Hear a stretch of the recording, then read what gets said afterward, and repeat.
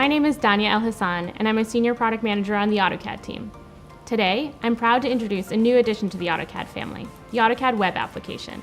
For the first time, you can access original AutoCAD directly from your web browser. The AutoCAD web app enables you to create, view, and edit your CAD drawings from anywhere on any device. There's nothing to download. You just type in web.autocad.com and log in to get access. The AutoCAD web app gives you precise input and familiar drafting tools in a simplified web interface.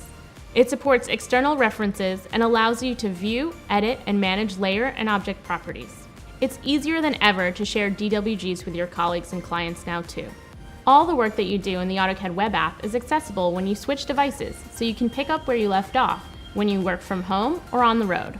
The AutoCAD web application is available to all subscribers of AutoCAD 2019 and AutoCAD LT 2019. Enable this service in accounts.autodesk.com.